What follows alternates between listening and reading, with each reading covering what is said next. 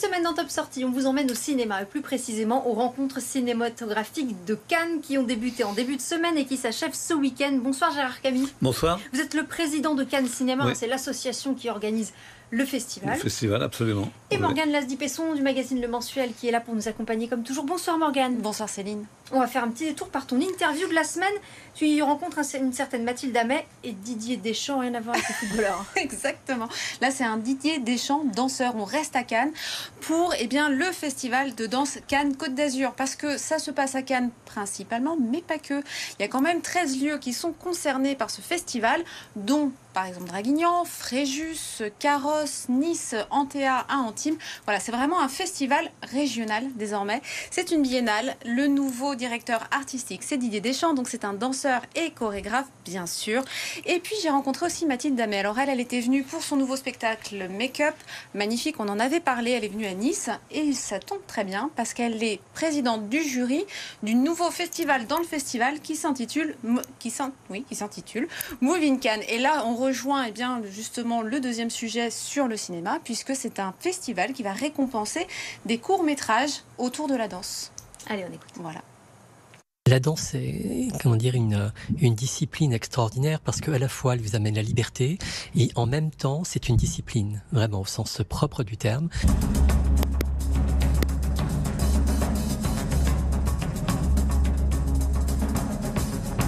Parce qu'on est à Cannes, il y a une couleur évidemment très spécifique qui est celle de l'image. Et ça aussi, c'est un enjeu merveilleux que de tenter de créer de manière très tangible, très concrète, un lien avec cet événement nouveau qui va avoir lieu pour la première fois le 30 novembre, qui s'appelle Move in Cannes, que nous organisons avec le concours de Eric Oberdorf, et qui vise à récompenser parmi plus d'une centaine de candidats qui nous ont envoyé leur court-métrage, puisque ça doit être moins de 10 minutes. Et le jury, qui est présidé par Mathilde Amet, son travail sera de sélectionner parmi 18 films, 9 venus de partenaires à l'étranger qui nous ont envoyé leur coup de cœur et 9 qui auront été présélectionnés par ces panels composés d'étudiants des écoles de cinéma et du PNSD Rosella Hightower à Cannes.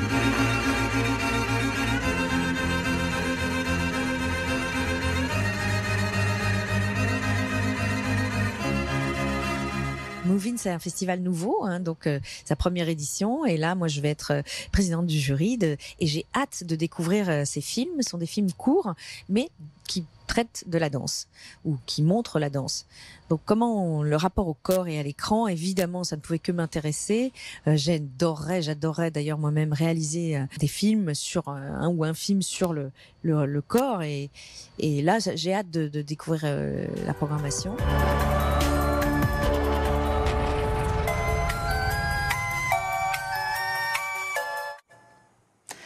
Information importante que j'ai oubliée quand même, les dates, ça débute aujourd'hui et ça dure jusqu'au 10 décembre. Move in Cannes, c'est le 30 novembre au Cinéum Cannes. Et c'est mieux que les infos pratiques. Allez, on va reparler de ces rencontres cinématographiques de Cannes qui ont commencé le lundi 20 novembre. Ça va se poursuivre ce week-end. Gérard Camille, un mot peut-être d'abord du jury et de sa présidente cette année, qui est un personnage assez iconique. Iconique, absolument. Ouais. C'est Jacqueline Bisset, donc, qui est venue de Los Angeles.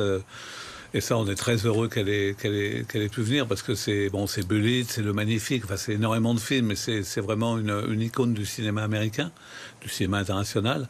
Et donc, on était très contents. Et elle a des origines françaises. Ouais. Elle est anglaise au départ, elle a des origines françaises.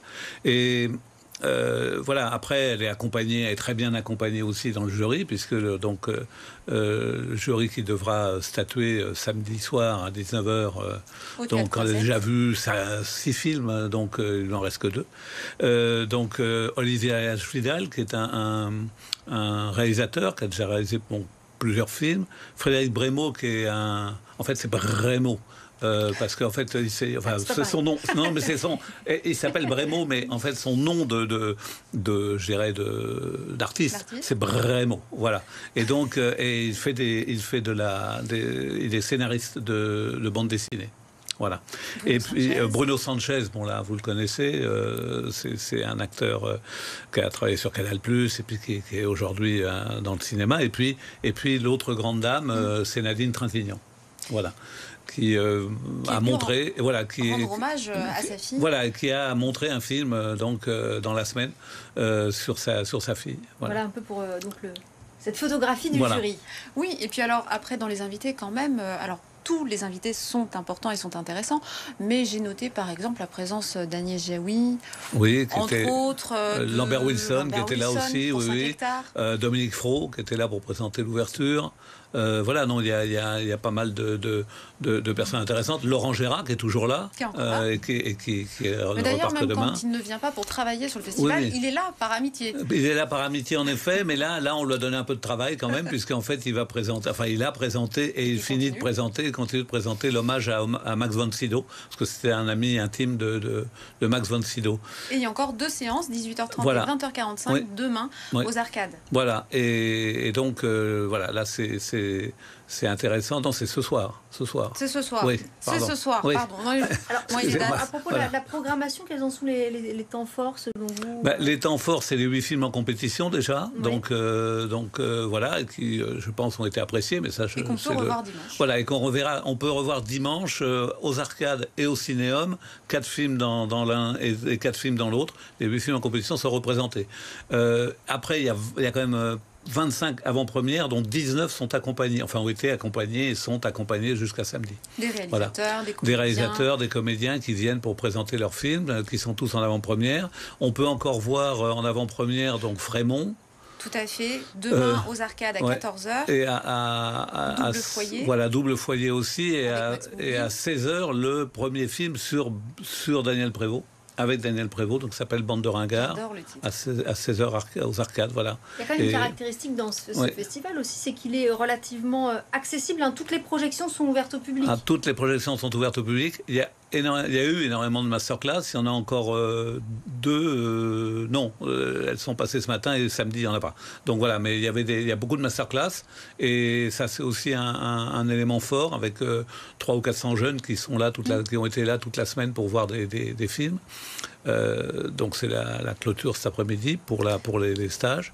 Puis c'est ouvert à tous, c'est pas cher. Non. C'est moins cher qu'une place de cinéma habituelle. Maximum 6,50 €. C'est 6,50 € si on veut y aller qu'une fois, mais après on a des cartes à 5, on a des abonnements, il y avait tout ça est relativement cher, relativement pas cher justement, parce que en gros la moyenne c'est autour de 3,50 ou 2,50. Juste en quelques mots, comment ce festival, les rencontres cinématographiques de Cannes, se situe dans le paysage culturel de Cannes par rapport au festival du film notamment? Alors, certains l'appellent le festival de Cannes d'hiver. Moi, je dirais, la grosse différence, c'est d'abord le financement. C'est beaucoup moins cher, beaucoup moins cher. Et puis, surtout, c'est plus convivial. C'est-à-dire qu'on n'a pas... Jacqueline Bisset ne sera pas accompagnée de 2 gardes du corps. Elle sera accompagnée par un chauffeur pour l'accompagner. Elle sera accompagnée par moi ou par quelqu'un de l'équipe. Mais voilà. Et dès l'instant où elle sort du cinéma, elle peut être abordée par quelqu'un et puis voilà, sans problème. Donc ces rencontres cinématographiques de Cannes particulièrement accessibles. Merci beaucoup Gérard Camille d'être venu nous rendre visite. On va passer à l'agenda.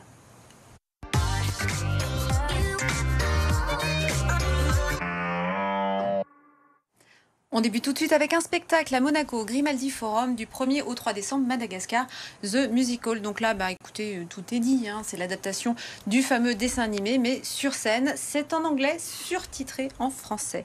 On poursuit que de la danse, Casse-Noisette revient, celui de Biancali. Il est magnifique, il est moderne, il est contemporain. Ce sera le 2 décembre au Carré de Sainte-Maxime et le 9 janvier à Seine 55, Mougins. Concert, Ginny Lynn et Pablo Villafranca. Tous les fans de comédie musicale les connaissent. Évidemment, ils chantaient dans les 10 commandements ensemble. Ils seront le 25 novembre avec un répertoire riche, pop, rock, chansons françaises, à Puget-sur-Argence, à l'espace Victor Hugo.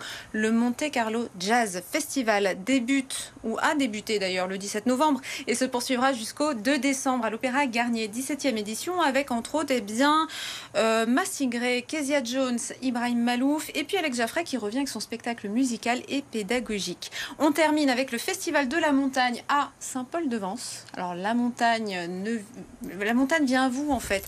D'aujourd'hui jusqu'à dimanche, c'est la 10e édition, on va célébrer les vastes espaces et puis surtout cet esprit montagnard. Il y a des rencontres, des animations, des débats, des balades, il y a des repas aussi, je dis ça comme ça, et des projections.